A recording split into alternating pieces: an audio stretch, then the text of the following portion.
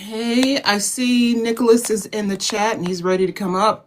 We're actually going to wait for my partner Melanie to get here before we let you onto the panel, Mr. Sleister. So if you would please just be patient with us. We'll be with you in a moment. Don't leave. Don't leave. Stay. You gotta stay. Hello, everyone. Welcome in. Welcome into the OVC Town Hall for this evening. Waiting for my buddy Melanie to come and sit with me here. I'm going to have a little sip of water.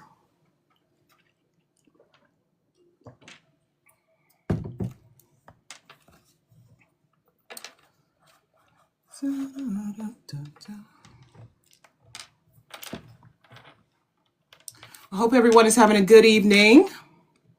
Today was kind of a calm news day. Nothing much going on. I guess the most exciting day was yesterday.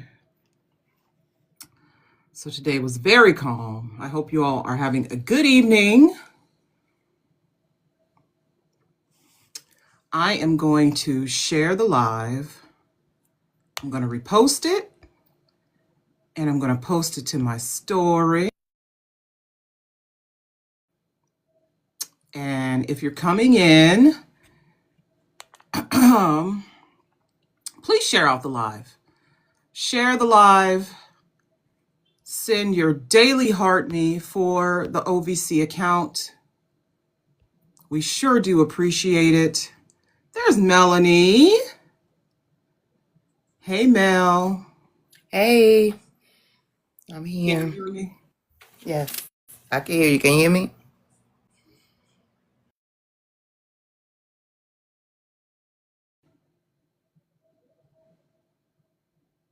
Can you guys hear me? I've been working on the assumption that you can hear me. Can you hear me? Oh, you know what? My phone was on. My volume was turned down. I agree. Can you hear me now? I can. My volume was turned down. All right. Oy. Hey, everyone. We'll get going in just a minute. Give me 1 second. Is it okay to let Nicholas up? Or do you want to? Do you want to?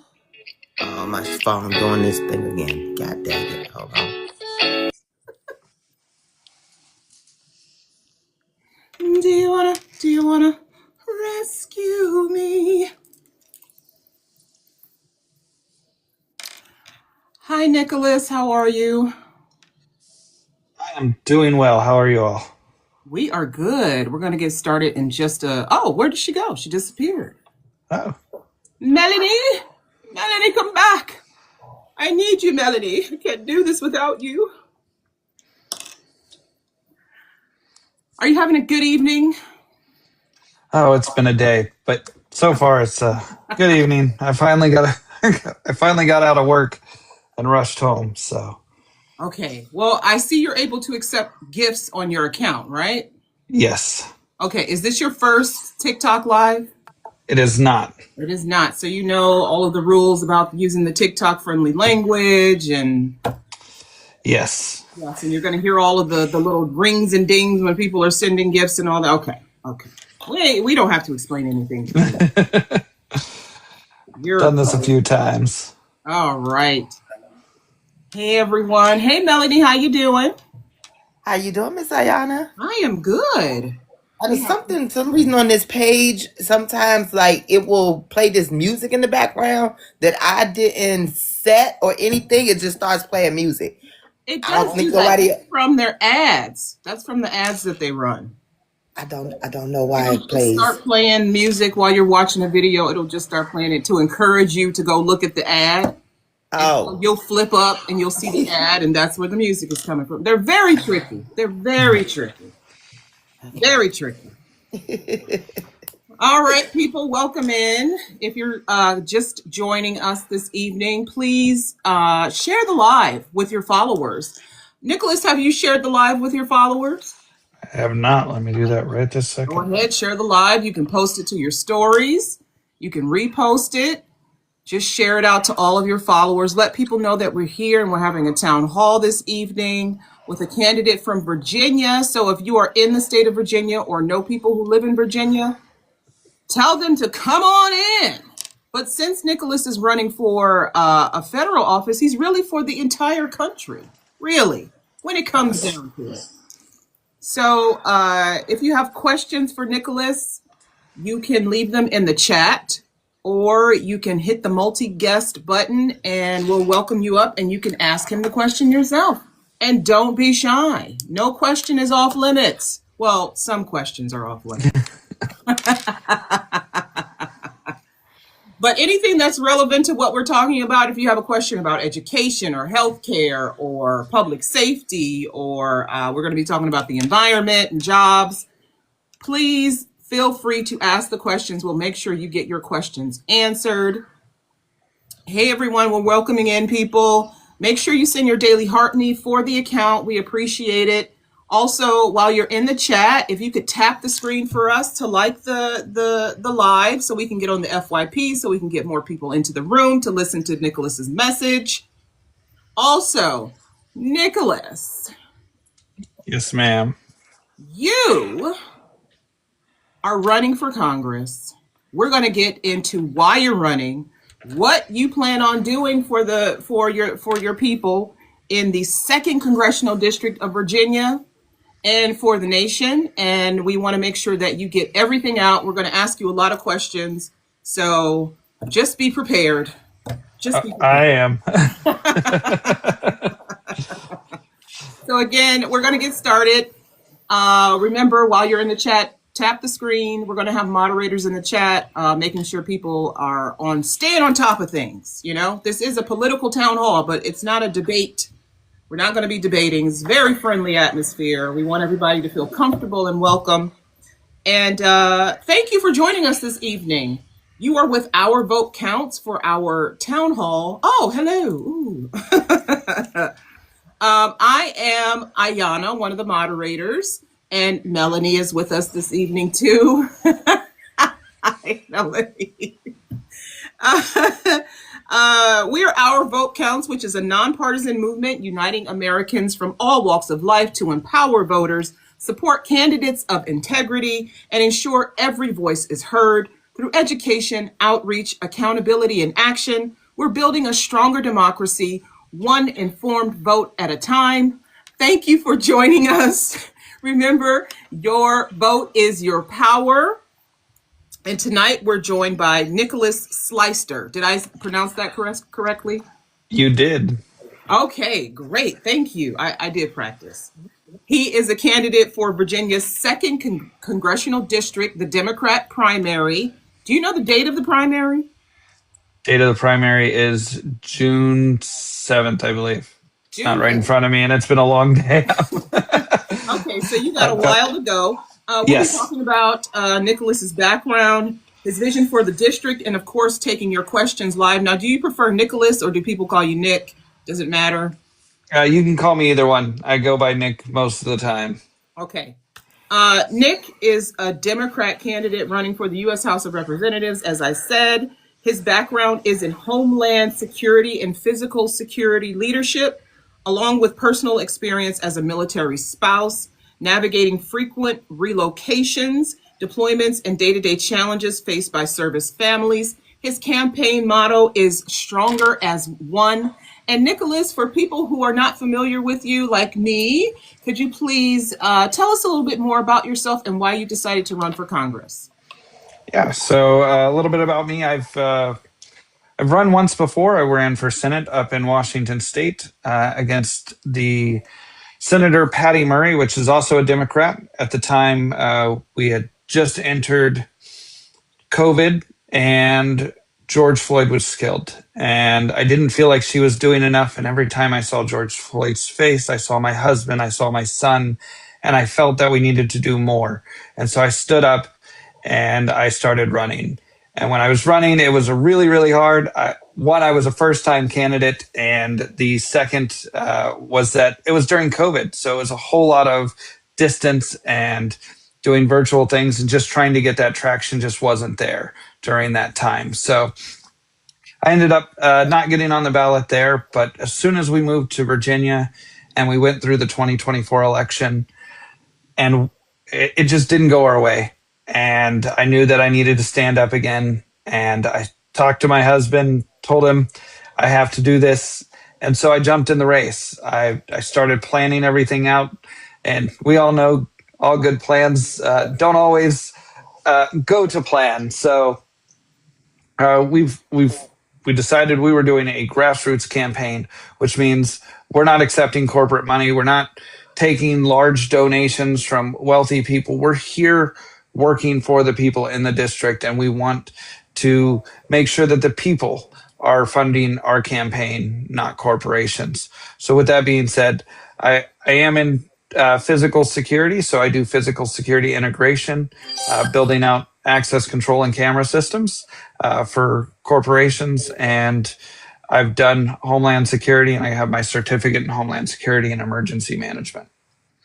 Excellent. I like that. So you're here tonight because you're running for Congress and you have a campaign going. You have a campaign slogan, Stronger as One. Now, Nicolaus, if your campaign had a mascot, what would it be and why?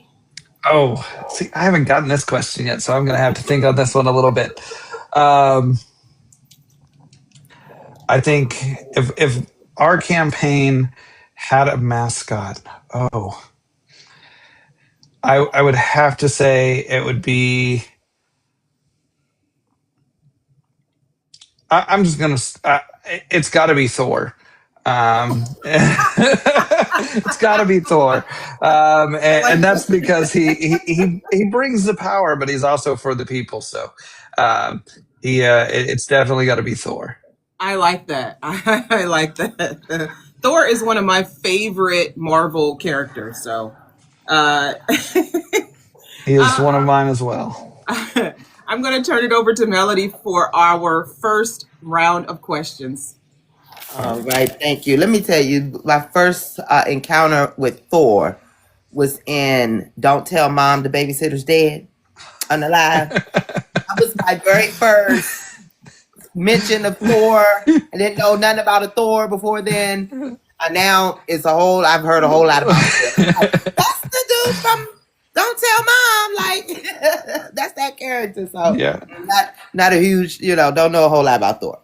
However, I do know a little bit about the government and democracy and accountability. And you've spoken about restoring trust in the government. What specific steps would you take to ensure transparency and accountability in Congress? Yeah, so let's start with the accountability portion of it. And that is making sure that, one, we have an entire bill that we put forward that, one, reduces and eliminates the trading of stocks by individuals in Congress. Anybody who's in an elected position that has the knowledge of what's going to happen, we have to get that out of there. Two, anybody that honestly, I'm okay with anybody that's in the Epstein files, even if their name is mentioned, you got to go. You shouldn't have been in the Epstein files. You shouldn't have even known the man. But if you're in there, you got to go.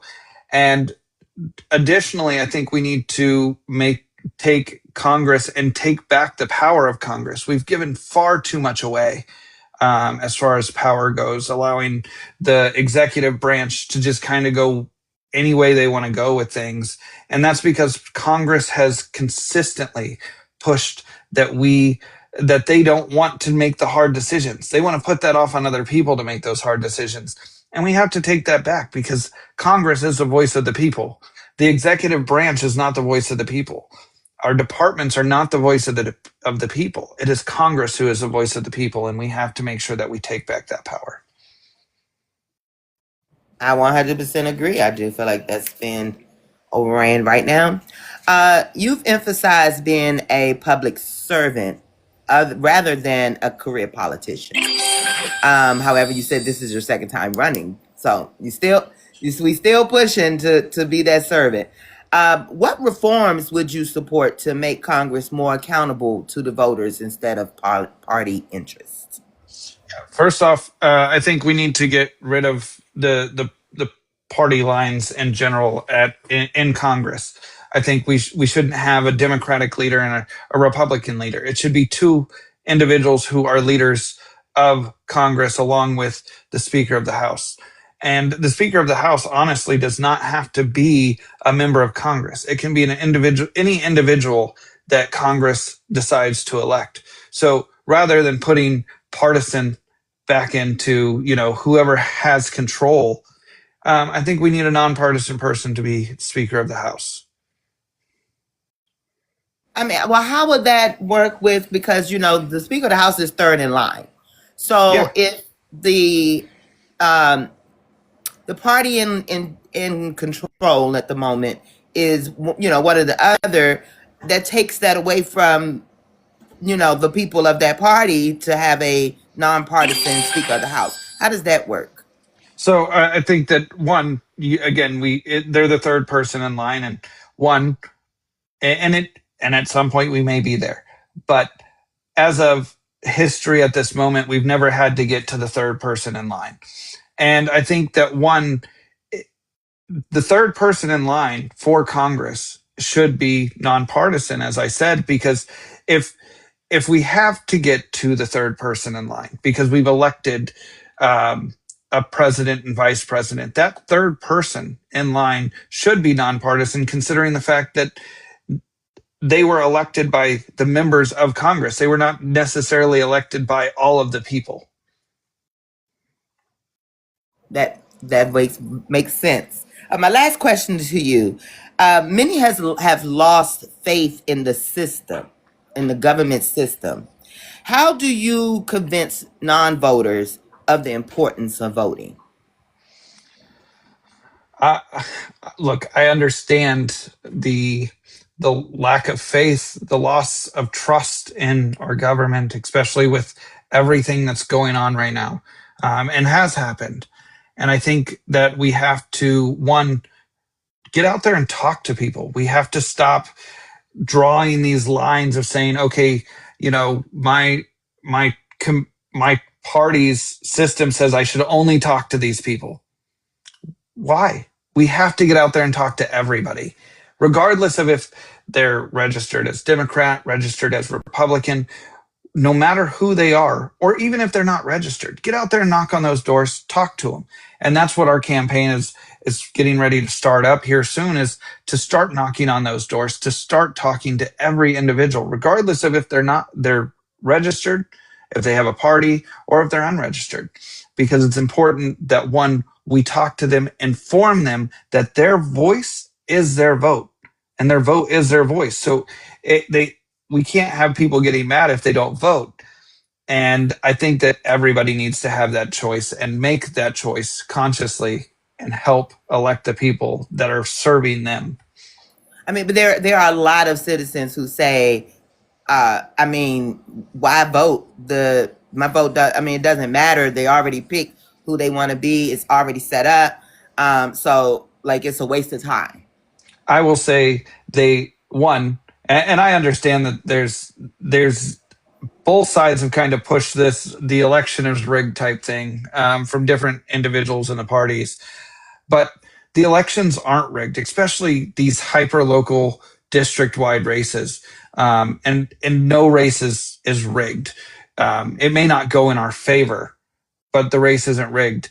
And your vote can be the change of one person winning or another. So nothing's been selected. Nobody has been picked until votes are cast. And your one vote can help us win this election and make sure that the party insiders, the people who are out here taking corporate donations and wealthy donations, aren't the ones picked because they're not working for you. If you get out there and vote for us, You're voting for the people who are actually on the ground, who are raising the money from the individuals who are in our communities across our country, who work every single day. Because I am a middle class dad. I work every single day, and lately it's been a lot more than I've liked. But we are we got to get past this point of people thinking that their vote doesn't count. And I want to make sure that we educate people that their vote does count and their vote is their voice. Absolutely, absolutely. Now, I welcome anyone that's in the chat right now to come up and pose a question to Mr. Nicolaus here about government transparency and accountability, or you could put your questions in the chat. Yes, 5 liberals have jobs. Yes, we do. And Miss Tired Lady said, "Hey, my future rep." So I assume that you already got Miss Tired Lady's Oh, yes. there. So that's good. Again, I open up the panel to anyone who would like to pose a question. If not, we're going to go ahead and send this right on back to Miss Ayana for our next topic. All righty. Thank you, Melanie. Oh, she's like, yes, he's got my vote. As a reminder, we're with Nicolaus Sleister, who's running for Virginia's 2nd district, the 2nd Congressional district. And Nick, you have mentioned that you are married and you do have one child, I think it is? Yes, just one. Okay, so you are a family man, and part of your platform focuses on families. You've mentioned helping families who struggle between essentials. What immediate policies would you pursue to ease financial burdens like rent, food, and utilities? Yeah, so the first thing I think we need to go after is making sure that the SNAP program is not something that is just it's an essential program. It's something that has to go out, and we need to get it out of just having to be budgeted every single year. It has to be something that is consistently funded. So whether that funding is, we do a 10-year plan of, making sure that this is funded every year, so we don't have to go for 10 years. So we don't have to do the budget reconciliation every single year, or if it's 20 years, whatever it may be, we have to get it out of this political fight that happens every single year, it seems like now, because families are hurting when that happens. And so that's the first thing I would do. The second part of your question, I would say, one is making sure that we are like energy costs, making sure that we're pushing for renewable energy, because renewable energy actually does produce a lot of energy and is better for the environment, and we can get away from the coal. And I'm not saying we have to get completely away from it. There's a transition period. And with that transitioning those people who are working in the coal mines over to clean energy jobs for free, making sure that they have the education available to them for free. So that way we're not leaving anybody behind. Awesome. Thank you for that. So also, how would you empower small businesses and local entrepreneurs to compete fairly in an economy that's it's dominated by large corporations and these small business owners feel pushed out? I completely agree. I try to shop as much small business as possible. And the one thing that I would say that we need to do is, one, cut the red tape at the SBA. We need to make sure that small businesses can get the loans that they need and guarantee those loans, so that way they're not having to, fight for all of this credit between everybody, and making sure that if and when we provide supplemental assistance to corporations or to businesses, even like we did during COVID, the larger corporations aren't snatching all of that money because they have the resources to get everything done faster than the mom and pop shop. The mom and pop shops are the ones that drive our economy, making sure that, one, corporations are paying their fair share in taxes helps with that. And right now they're not. And that's also drowning out the small businesses. And so reducing those taxes on those small businesses is another important part of this. Your congressional district, is it both rural and urban, or is it mostly urban? So it is both rural and urban. So we have a lot of farmland on each side, and then it's kind of urban towards the center of it. So what's happening right now with tariffs and farming? Do you see it as impacting your particular region? And how do you feel? What do you think is Congress's role in? I don't want to say containing that because the president's power is, I mean, it's wide. But what do you see as Congress's role in kind of ameliorating whatever effects we see of these tariff policies? Yeah, tariffs are definitely impacting our district, both for our rural areas, but also for the ports that are right up north in Norfolk. So it's definitely impacting our community around here. But Congress has the power to remove the tariff assignment of the president. They can pull that back and say, no, we control the tariffs. You don't.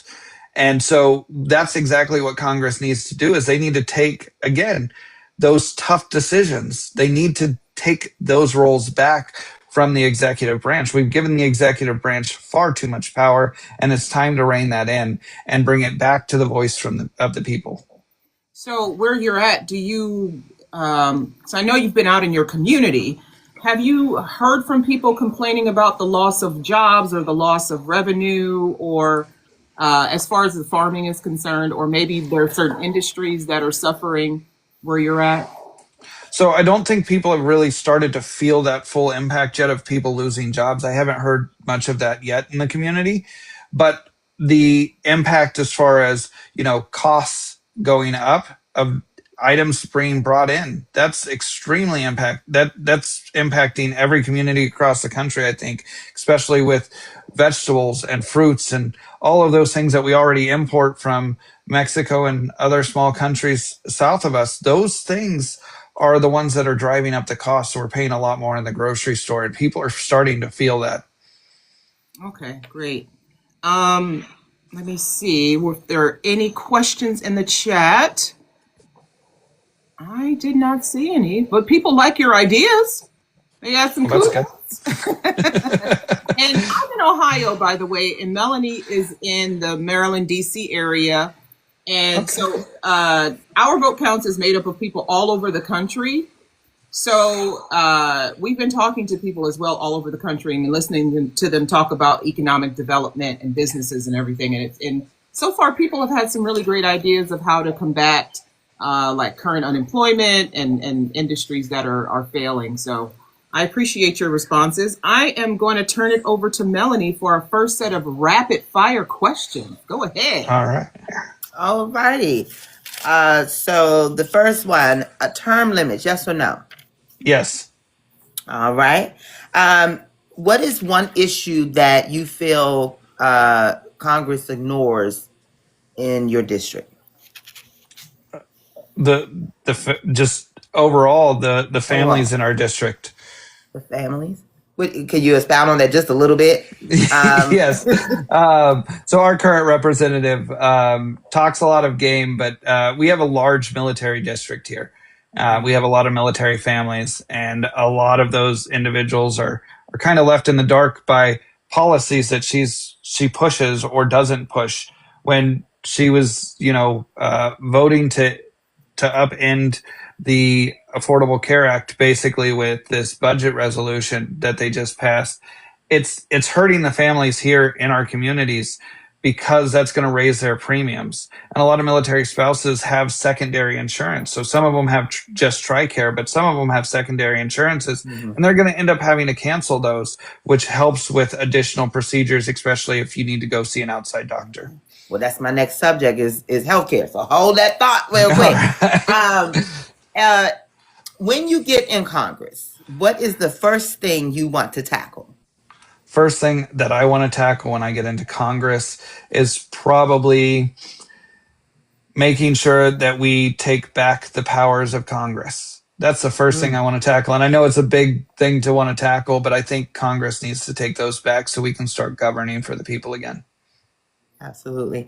And lastly, your campaign slogan or description in one word. Stronger as one. We are always stronger as one. Stronger And as I know you one. said one word, but stronger as one. Yes, stronger as one. It go together. This is hashtag generation. It's all together. Stronger as one. Hashtag. Just put a hashtag in front of it. It's one word. I promise Yes. you. All right. So, like I said, we're going to go into healthcare. Rising medical costs continue to affect families, as you just said, but also nationwide. What would you do to make healthcare more affordable and accessible? So I think we need to pass a Medicare for all plan. And I know that's a big ask, right? And we've been trying to do that for a long time. But I think it's well overdue and we have to get it done. We have to make sure that we have that option for everybody to have Medicare. And I mean, we also, there's going to be people that don't want it. So allow them to keep their private insurance. Obviously, that's going to go up because we're going to have more people move over to Medicare. Absolutely. I think we could do it actually. Okay, so many veterans face long delays and medical treatment for medical treatment and support. How would you reform the VA system to ensure high quality care for those that have served? Yeah, so I will say that one, our current representative has been a champion of Doge, which has been cutting individuals from our VA. And so we need to, one, make sure that all our VA clinics are staffed. But we also need to expand our VA clinics, making sure that people in rural areas have a closer option for VA rather than having to drive 2 hours. Additionally, we need to revamp the VA system and how they operate because it shouldn't be calling, getting an appointment, and 2 days before your appointment, them calling you and saying, oh, we're rescheduling. So that way they keep their metrics in line and holding all of those individuals accountable at the top that are allowing this to happen. Okay. Yes, that sounds great. All right. So, as a military spouse, you've experienced challenges with deployment and relocation. How would those efforts improve the support networks and healthcare access for families like yours, like the military families, the efforts that you're talking about with the VA? Yeah. So for many active duty military families like ours, we're normally at a base that either has a health clinic or has a hospital. So it wouldn't necessarily improve our lives other than being able to support those who have gotten out. For example, in Washington, we were stationed at Joint Base Lewis McChord, and a lot of veterans are coming to the hospital that's there because it's close. It's the closest clinic for them, which overwhelms not only the medical center because there are so many retirees there. Plus, it's the largest base on the West Coast. So making sure that one, we're providing those VA clinics out in the community, adding additional VA urgent care centers, so that way veterans can access those clinics. And if they need to, they can still come to the hospital. Nobody's going to turn them away from that. So you has your husband ever been deployed out of the country? Yes, my husband is a Purple Heart combat veteran.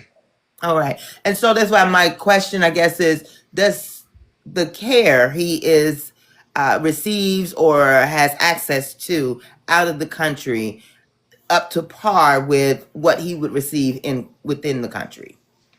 So again, now this has been many years. He hasn't deployed in many years because he changed his MOS. But when he was deployed, I mean, he was getting care through the clinics that were on the base. FOBs there. Yeah. Okay. So then, yes, even if they're in Germany, they still have the same care because the care is within the base. Yes. And if the base doesn't have care, TRICARE covers it off post. Okay. Well, that sounds like that part may be taken care of. That's not where our focus needs to be on veteran healthcare, correct? Yeah, our focus definitely needs to be on veteran healthcare. I will say that the veteran healthcare. Oh yeah, yes, right. Yes. What part of it does need the most attention? One more time. Oh, what part needs it is our retiree, like the VA. So you have military hospitals that are for active duty, and then you have the VA, and the VA needs that attention. The VA definitely needs more attention and more resources. Our military clinics could always use more resources and more money for our service members to provide them with better care. But our veterans are the ones struggling, that we need to make sure that they get the resources and staff at their clinics that they deserve. Absolutely. All right. Well, thank you for those answers there. And if anyone has any questions concerning healthcare, I believe Ayana has a question concerning healthcare. Wait, we have a question in the chat. Oh, what are your well, this one is more relevant. Who is going to pay for all that? Who's going to pay for all that? Well, I think our service members pay taxes. We pay taxes, and you're absolutely right. That is part of what we offer our service members as a country. Our service members go to war. They deserve to have the health care that they need when they come back. So yes, that is part of the taxpayer money. But if we can get to a tax system where the billionaires and corporations are paying their fair share, we will pay a lot less towards that.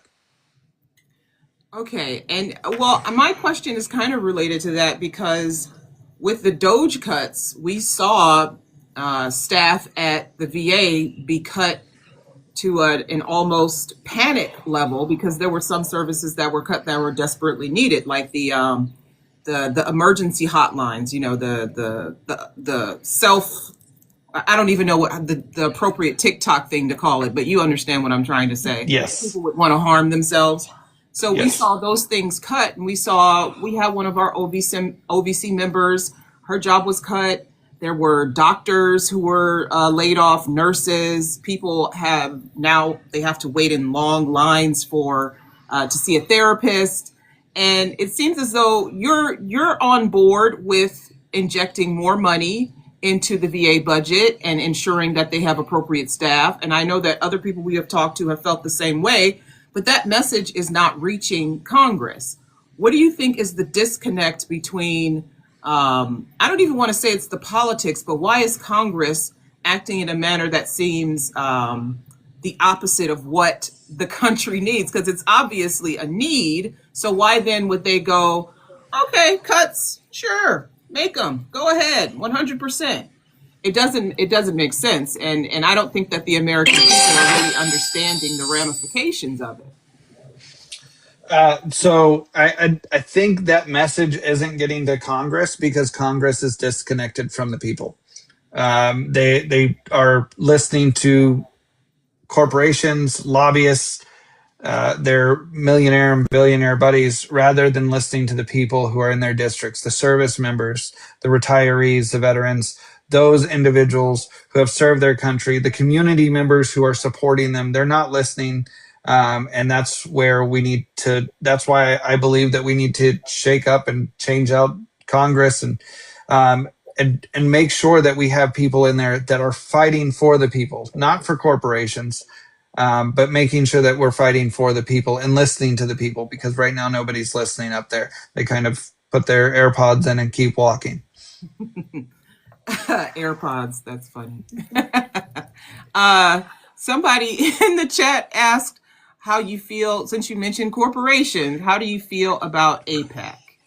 I do not like AIPAC, and I will not accept money from AIPAC or be supported by AIPAC.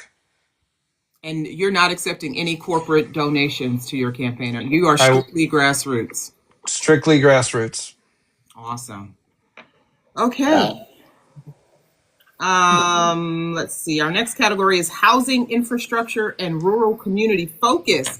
Now, we have talked about this a lot personally, but housing prices continue to rise, particularly in Virginia. One of my best friends lives in Virginia, and she talks about this all the time. What policies would you promote to increase affordable housing and prevent families from being forced out or priced out of their homes?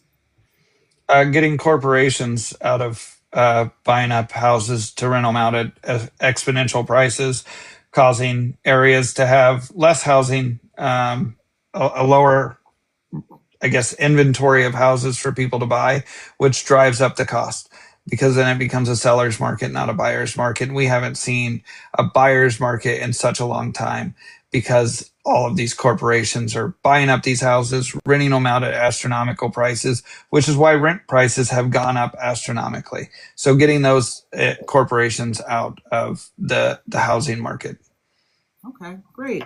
And you, once again, you mentioned that your district is made up of rural areas.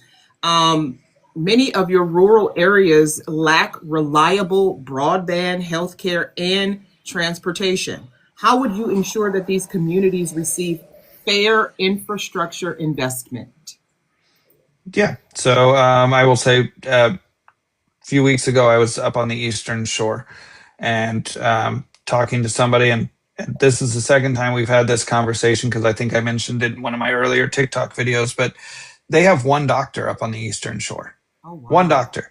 And those doctors change out because the doctors come up there for a short period of time so that way they can get relief from their student loans. So we need to, one, increase the amount of hospitals and clinics that are in our rural areas. We need to find incentives other than saying, oh, well, if you work here for a year, you can get some of your student debt relief. So we need to make sure that we're providing those incentives. As far as rural broadband, we need to invest in broadband across the country. We need to push that because everything happens online nowadays. And so with that, when we had COVID, you saw a lot of schools not being able to use, especially in our rural districts, not having internet access. So a lot of students would end up trying to go to the nearest larger town to get to a Starbucks or something like that to log in and do their schoolwork. So it was definitely something that has impacted us recently on a larger scale, but every day it impacts our communities and we have to invest in that. Okay, so do you see your state receiving any infrastructure dollars to, I don't know how, if the space is available, if the investments would be available for the community, like say they needed to have a clinic to get the doctors there. Is the space available? Is the infrastructure available? Is the community support available? Or would it just be, would the money have to go elsewhere because it's there's nowhere to put a clinic? So there's plenty of space on the Eastern Shore and in rural areas to put clinics, and so the infrastructure is there. The question is the funding there, or can we get the funding there, right? And so we have to make sure that we're pushing the funding to our rural districts, not just straight to the capital cities and the larger cities. It has to get to the rural areas because we have hospitals because of the reduction in Medicare and Medicaid that are closing in our rural areas outside of my district. But I have friends who I work with whose family works at some of these hospitals who are closing. So we have to make sure that we are investing and not cutting the systems that help keep our hospitals open. So, okay, and to that end, you mentioned getting the money to them, right? And Congress has the power of the purse, and once they appropriate money, that's it. It goes to what it's supposed to go to. We've seen obstruction from the White House with the flow of money. How do you see, or what do you see as your role in making sure that obstruction is eliminated? So what I see in ensuring that role or that is eliminated is holding the executive branch accountable. So if that means they're violating the law, one, filing those lawsuits, but also making sure that we don't just stop at the lawsuits. If it is a clear violation of the law, high crimes and misdemeanors results in impeachment. All right. Just straight to impeachment, huh? I'm not a huge fan of the current administration, if you can tell. I I can tell. I see. Because I don't know any other, and the thing about it is I don't know any other administration except for this administration that has ever held that was created. And to me, that's just absolutely horrendous that you would hold up funding or try to reallocate it to something else. I agree. Okay, I'm going to turn it over to Melanie for our next round of questions. Thank you, Dick. Thank you, Nick. Yeah. Unless anyone in the chat has any questions concerning, I'm sorry, I'm looking, trying to see if I saw any questions, but I don't. have a lot of people agreeing with you, which is wonderful. Absolutely. I love that for you, Nick. I love that. I love it too. I enjoy people agreeing and me able to get this message out. Absolutely. Well, we're going to talk about a message that has been being pushed with this current administration that many of us don't exactly agree with. And that is the topic of diversity and inclusion and equity. Okay. I mixed it all around, people, just so you know. That's all right. That the words, the acronym is not what's important. It's what it stands for. The diversity, the inclusion, the equity. Yes. So you've shared that equality is one of your core values. How would you ensure that diverse and historically served groups have a stronger voice in the government? One, so if they're running for any office, supporting them, but additionally making sure that we're setting up listening tours, which we've done in the past, so that way we can hear their voice. They have a voice in their government too, and they need that. Additionally, making sure that as we grow our campaign, once we get to Congress, making sure that our entire staff is diverse. My entire team at work is diverse because I want different voices, and our team's the only one that is diverse at work. And so we push that. And it's sad to me that we have corporations just bending at the will of this administration, which is why we've stopped shopping at Target. I won't go to Chick-fil-A. And so we are definitely pushing things. It was a hard choice, but definitely one that we made because we believe in diversity, inclusion, and equity. Exactly. Chick-fil-A is the hard one for me. I tried not to. but I only order breakfast bowls. I'm not like there all the time or nothing, just the breakfast. Okay. So for me, like when we go to like military events, they'll like cater Chick-fil-A. So I'm like, okay, I didn't pay for it, so I'll eat it there. But I will not patron it. I will not spend my hard-earned money on it. And the only reason why I eat it there is because that's the only food available, and we're normally there for 4 or 5 hours. Yes, I'm starving. I'll have a chicken tender. Thank you. Exactly. All right. What would you do to make federal government programs more accessible to all people? A lot of the times, people in rural and or urban areas don't know the programs that are available to them from the government. Therefore, they get unused. That's how we have unused money. How will you make sure that those very programs that you guys in Congress, put forth to help the people, that it actually helps the people that you put it there for? So I think one great way, and we don't see it a whole lot anymore, but if you remember, there were the ad council advertisements across TV that used to advertise certain things that the government offered, or or warnings such as quit smoking, all of these things. So the ad council, utilizing that to push the message, to get that message out there that, hey, these are available to you. I think people watch a lot of TV, and utilizing marketing on social media platforms, streaming services, all of that gets that message out there. So I would definitely be in favor of Congress passing funding to advertise that these programs are available to people, because putting a pamphlet in an office is not going to help somebody find these things when they may not visit that office very often or see that because they've got a million other things going on in their world. Would you agree that continuously having town halls, that you then let the people of your district know what has been passed and what could be available for them? Do you agree that would be helpful? Most definitely. Our current representative hasn't held a town hall since before she won the last election. Nobody knows where she's at. But for me, I will hold town halls every time I'm in town, and every weekend that I get back, I will hold a town hall because I believe in listening to the people.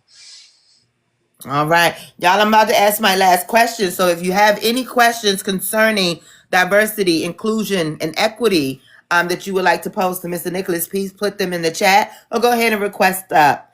My last question to you is, what is your opinion on diversity in the military and the current administration's agenda to lessen those efforts? So I'm treading very carefully because my husband asked me to, because he's still in. But my opinion, not my husband's opinion, because I got to make that clear. I do not like Pete Hegseth. I strongly dislike this man. I think he's there because he thinks he's going to attack the woke agenda. You can't attack the woke agenda because honestly, all you're doing is hurting the people of our country. And you're just showing that you're blatantly racist, sexist, homophobic, and transphobic. And that's all you're doing. That's all he's doing. And at some point in time, he will have to face the consequences because the Supreme Court has not ruled that the Secretary of Defense is immune to any of his actions. So the fraud, waste, and abuse that he has conducted by trying to change the Department of Defense to the Department of War, by trying to eliminate DEI programs, by eliminating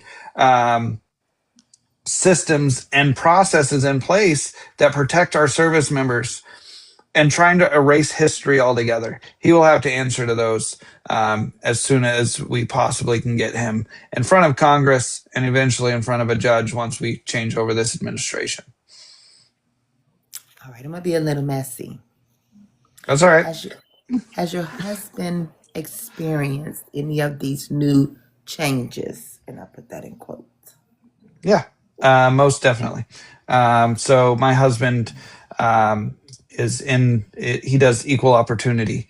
And so his field is changing all of the time. He's experienced it. He's seen other service members experiencing it. One of the perfect examples is the no beards policy. At one point in time, my husband had to use that because the no beards policy directly affects Black service members because they get bumps on their face due to their coarse hair. And my husband had to have a profile at one point in time for that. So that's exactly what they're targeting with that policy. It's not the white service members. It's our Black service members, and they're going after them. Like I said, Pete Hegseth is blatantly showing his racism, his sexism, his homophobia, and his transphobia. 100% agree. It doesn't look like I see any questions. Just again, more people in agreement with you. We have Miss Erica Kopp in here, who is from VA District 1. She's running. So yes, as your running mate there. And she's, just gave a shout out to you. But at this time, we'll take it back to Ayana for our last category. All right. Oh, wait. Oh. Someone has appeared. Let's see. We have a caller. We do. It's one of my favorite people. Hello, Rasta. Welcome. Hey. Hi, Ayana. Hi, Melanie. Hey, Ronald. How are you? I'm well, thank you. Hi, Nick. How are you? Good. How are you doing? I'm doing just marvelous, thank you. I was listening earlier, and I'm going to take it a couple of subject specs, if you don't mind. And I just want you to elaborate just on the Speaker of the House and it being on an outside person. Do you feel like it should be appointed, or do you feel like it should be someone that we vote upon? So I think the Congress should still vote upon it, but I don't think it should be a member of either party. I think it should be a nonpartisan individual. So because again, as Melanie pointed or asked, what about the party in power? Well, we voted for a president and vice president, as I said, and that's the party that got into the White House. But for Congress, for that third individual in line was not voted in by any person. So adding that to a ballot, I think it's possible. That could be something that we could look at. I'm not opposed to it, but I would want to look into it further because, again, my current position is putting somebody in there that is nonpartisan, that if we ever got to that line of secession would not be favored on either side of the aisle because people didn't vote them in.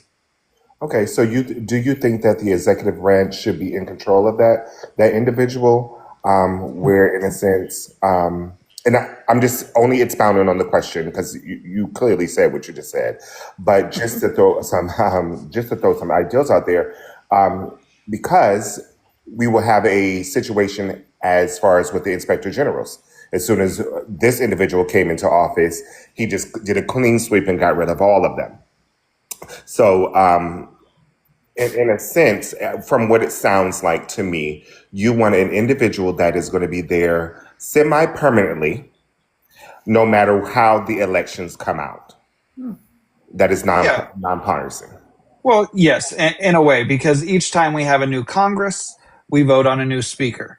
And I think that should be an independent individual. So not necessarily an independent, but nonpartisan individual who does not report to the executive branch, who does not necessarily report to either side of the aisle. I think they need to be nonpartisan and somebody that actually moves Congress along rather than stopping bills because it's not of their party. Oh, okay.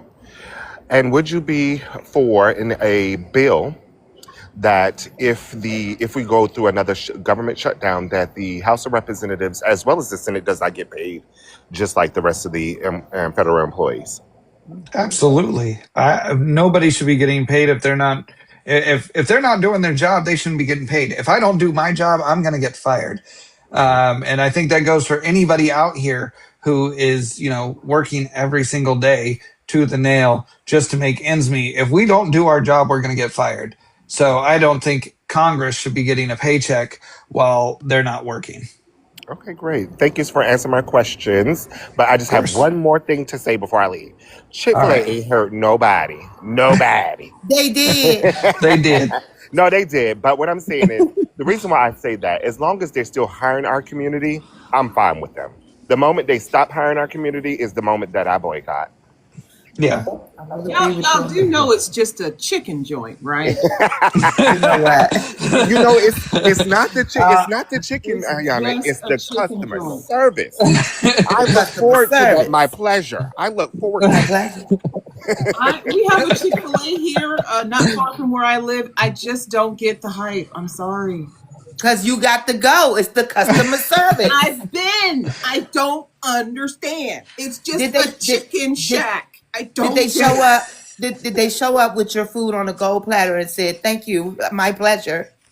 Well, they did say thank you, but I mean, that's all. And they got you through really fast. It's the customer service, man. Anyway, I guess. Thank you so much for coming up, Ronald. No problem. We appreciate you and enjoy your day. Good luck. All right. Thank you. Speaking of chicken, I'm going to roast you with some of these rapid fire questions. The last ones were political. These are fun. Remember. All right. Fun. Okay? All right. Do you prefer the beach or the mountains? Ooh, that's a tough one. I'm going to have to go with the beach. Okay. Have you ever been to a Civil War reenactment? I have not. Okay, all right. Peanuts or ham biscuits? I'm going to go with peanuts. And I also have to say peanuts on the political side, too. We're in Suffolk, where Planters Peanuts is at. But I'm going to stick with peanuts as a personal preference, too. Okay, all right. UVA Cavaliers or the Virginia Tech Hokies? Is it the Hokies? Okay, so I'm going to be completely honest. I'm not a sports guy. So Oh. I'm going to go with both. He said, apparently he answered the correct answer is Hokies. Oh, okay. Sweet tea or craft beer? Oh, sweet tea. Okay. Let's see. What's another good one? Oh, where was the Colonial Williamsburg or Monticello? Ooh. So, in order to make sure that I don't unravel my marriage, I'm going to go with Colonial Williamsburg because that's where my husband tried to get us to move when we first got here, and he loves that area. So, Oh, wow. Okay. I have never been to either of those parts. My mother is from Lynchburg, and so we would go straight to Lynchburg and then leave. I've never seen any other parts of Virginia, but I hear it's beautiful. it is. It's very beautiful. I drive all the way to Western Virginia probably once a week for work, and then up towards Richmond and DC. DC I get up there every few months, but Richmond I'm there all the time. Okay. The last few months I felt like I lived there. Oh, is it your job is there or your yeah. Do you say soda or pop? This is gonna get me in trouble. Wait, what? Wait a minute. Is the man in the room with you? If he's not in the room, it's okay. No, he's not in the room. So I say soda. Exactly. I say soda. You say soda. But I also say Coke because I grew up in the Midwest, so we also say Coke. Yes. Okay. All right. Okay, I'll take Coke too, Okay. but All right. don't say no pop. We say pop in Cleveland. Sorry. Well, I look, apologize. long as it's not pop or cold drink, because me being from Louisiana, living in Louisiana, that cold drink just is like, wait, what? My husband's from Detroit, so he says pop. Yes. I boot soda. Erica, I'm up there almost every day, so just let me know when you want to grab coffee, and I'll stop by. Yeah, Erica was one of the first we had a town hall with. I love her. I love her energy. Absolutely love her. Yes. She is awesome. So these final questions are about local issues and constituent focus. Now, you talked about this a little bit, but voters often say they rarely hear from their representatives, like you've mentioned about the incumbent. How would you keep an open line of communication with your constituents and make your office accessible to everyone? So, one, making sure that everybody has, I have a personal campaign email address that is posted. You can contact. I will make sure that I am as accessible as possible when I am anywhere other than the floor, because I don't think we can have our phones on the floor unless they change that rule. So, with that being said, call me, text me, email me.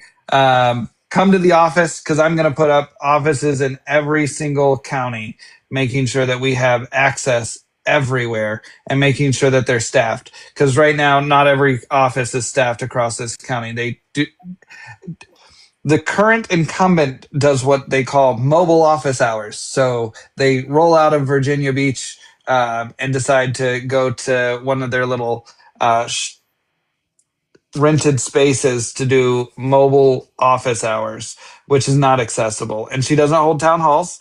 So making sure that we are holding town halls every chance we get, making sure that we're attending the community events and making sure that we're out there in front of people so that way they can ask questions, because I am all about talking to people and getting to know them and trying to fix their problems that they have in their lives.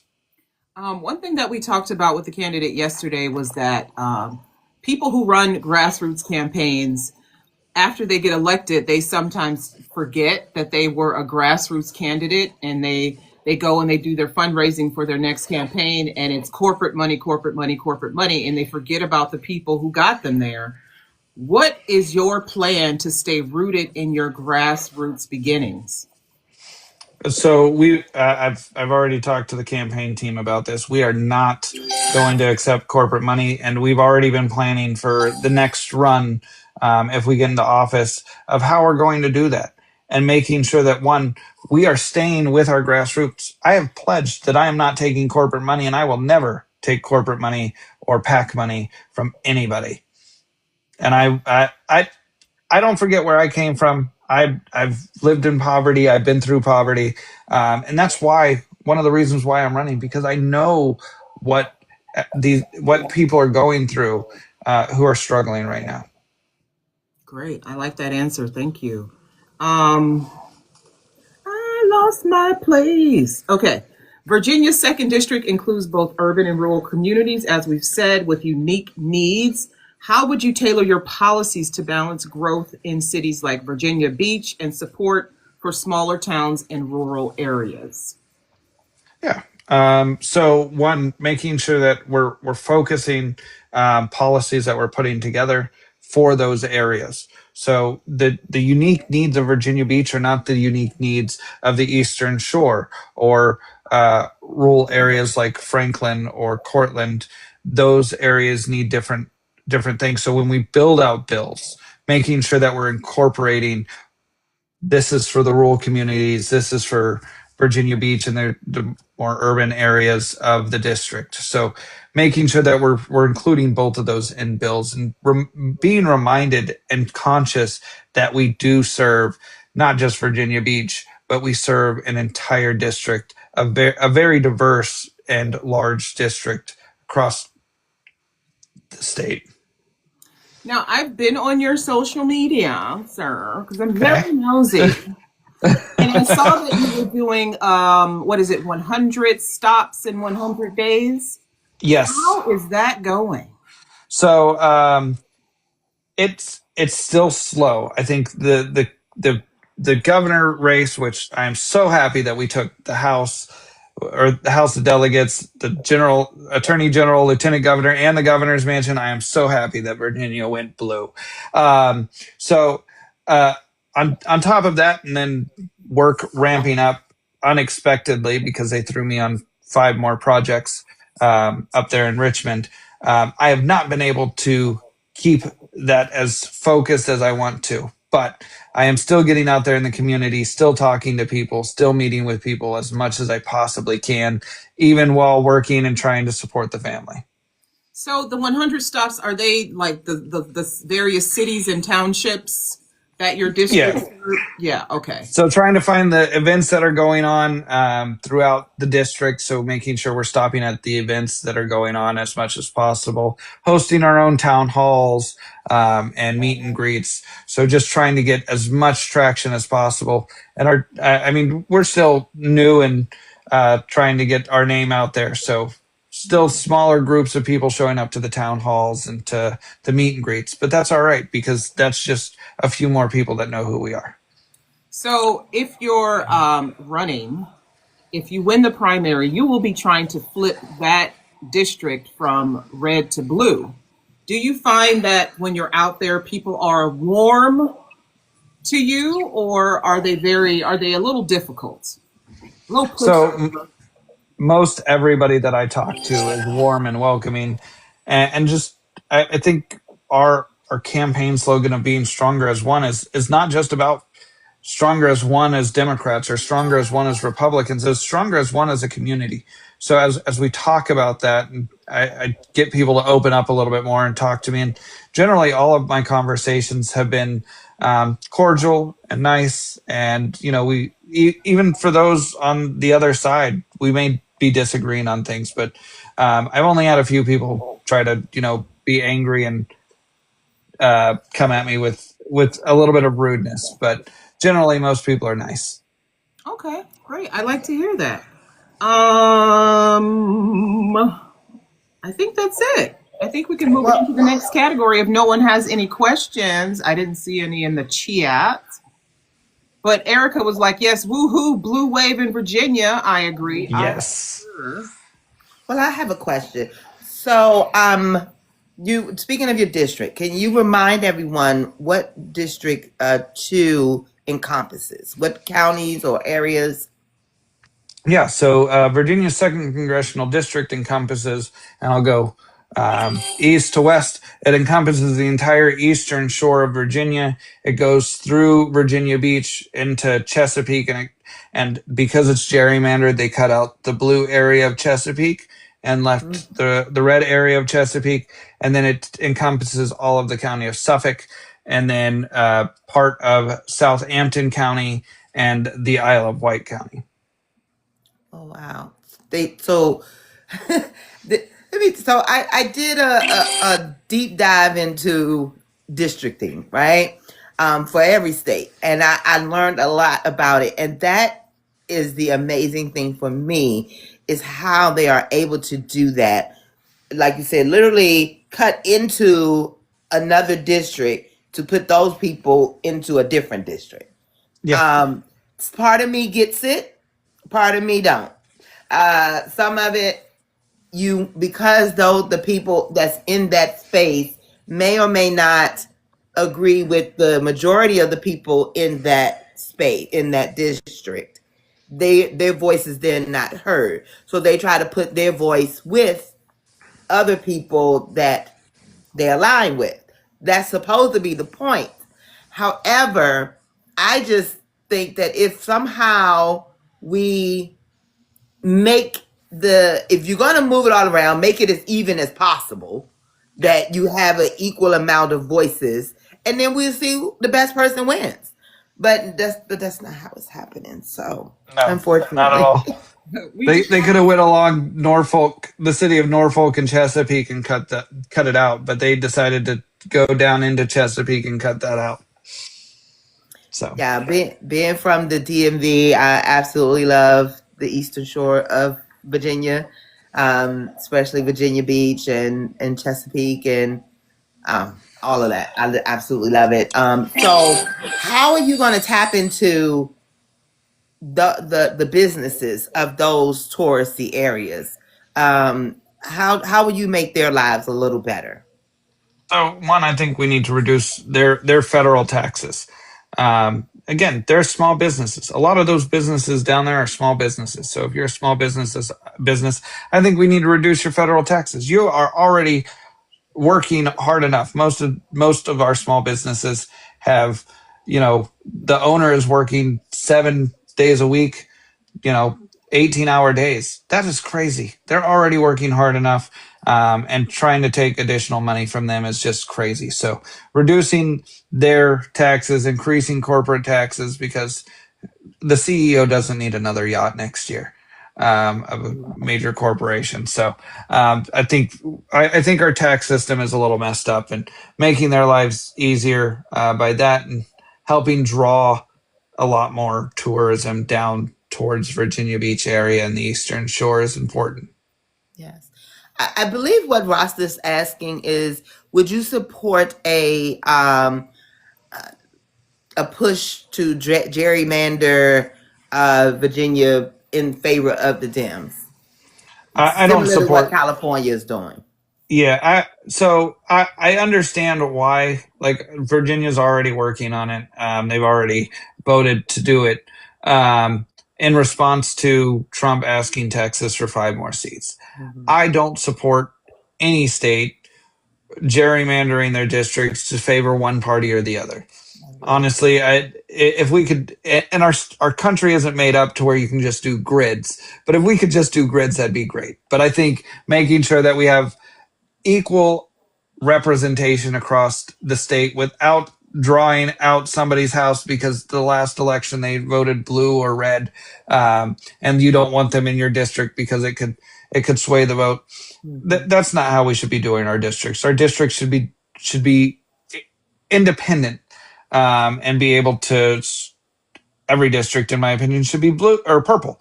It should go either way, depending on the job that your representative is doing for you. Absolutely. So, My last question. oh, I'm sorry. One more question.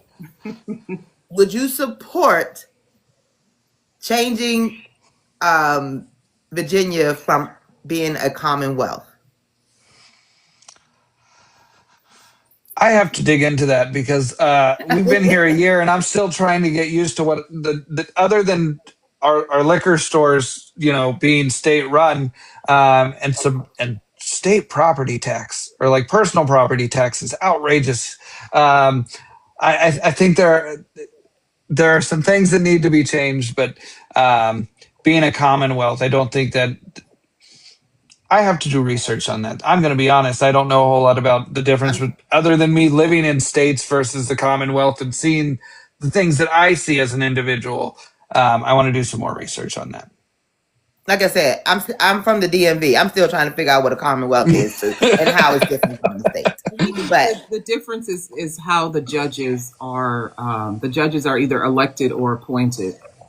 If you're in a state, they're elected, and if you're in a Commonwealth, they're appointed. Okay. From what I remember from my Law and Order watching days, I could have that mixed up. But I think that was the only difference is how the judges make it to the bench. Okay. It just seems so 1862 to me. I'm just saying. You know what? I think that's because Virginia is one of the original colonies. No, it is. It is. Pennsylvania's Commonwealth as well. Correct. So they just did not want to give up their title of Commonwealth. Yeah.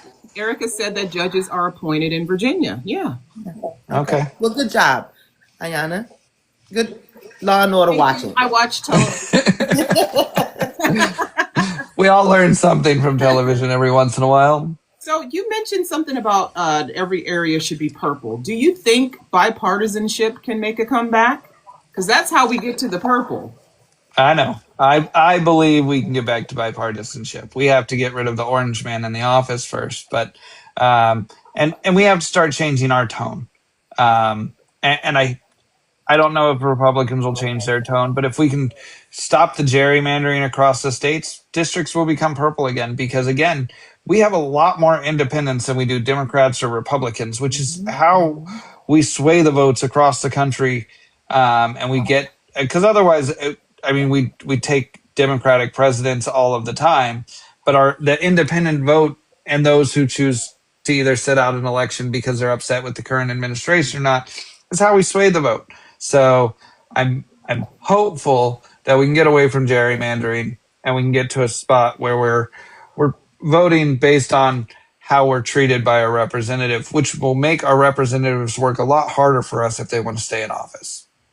So you see yourself as a reach across the aisle a type of politician when you get to office, or do you see yourself as being like a hard line progressive?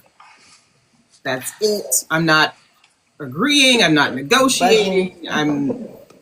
I believe that Congress was built to negotiate. I will not, and this is my hard line, is I will not sacrifice people for profit or corporations. The people come first. So if we can come up to some agreement for something that helps people, yes. But if it's going to hurt people or impact, corporations or billionaires getting more money, no, sorry. The everyday people, those who make the most, the majority of our population in this country need to have their voice heard, and I will not separate myself from that. Great. Thank you. Thank you for that response. Okay, we're in our final minutes. Melanie, do you have any closing questions for Nick?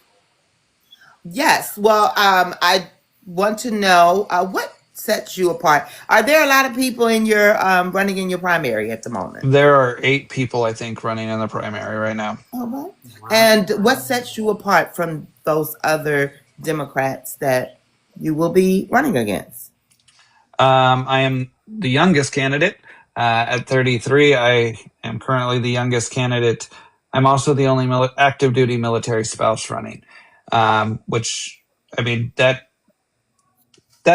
sets me apart. I don't know if it gives me any more qualifications other than the fact that, I have an entire operation for packing the house every time we PCS. So I have that down pat. I can definitely run that and get us organized and across the country, because we just moved last year we moved from Washington State all the way out here, and I planned that entire trip because that's what I do every time we get orders is I start planning.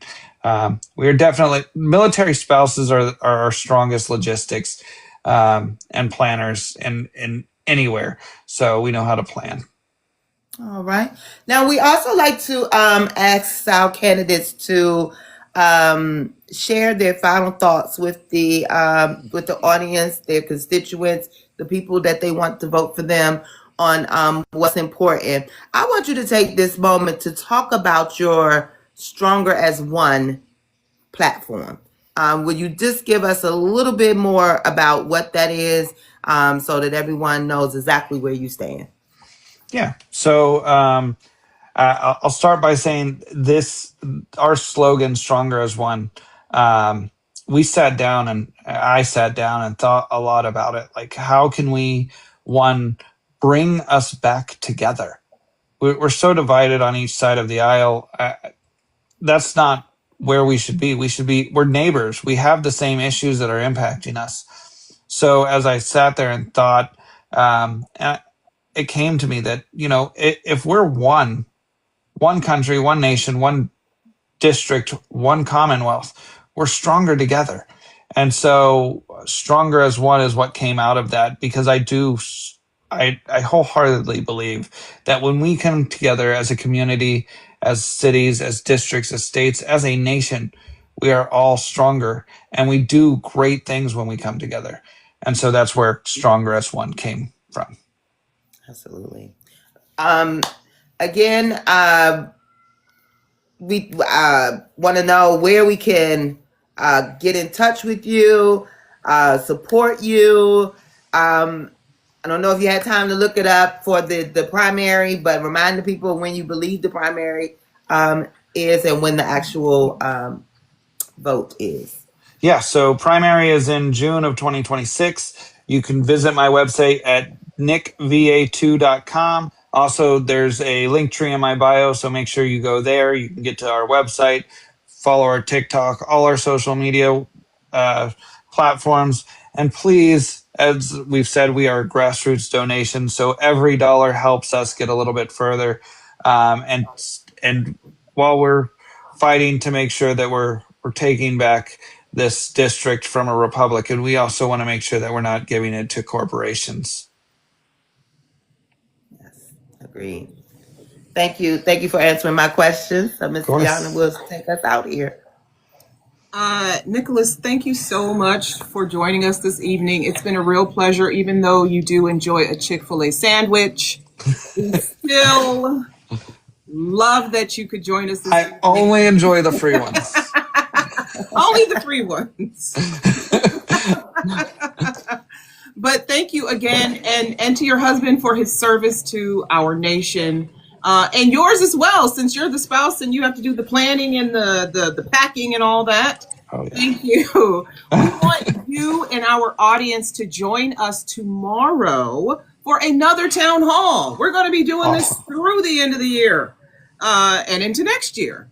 We're featuring at 6 p.m. on Thursday, November 20th, Fred Ryan Slauson, who's running for Arizona District 19 State Senate. Again, that is tomorrow, Thursday, November 20th at 6 o'clock p.m. Eastern Standard Time. We hope you, Nicolaus, and the audience can join us and bring some friends, bring some Arizona friends. If you know some people from Arizona, let them know that we'll be featuring a candidate for them tomorrow. Tonight, we featured Nicolaus Sleister, who is running for Virginia's 2nd District.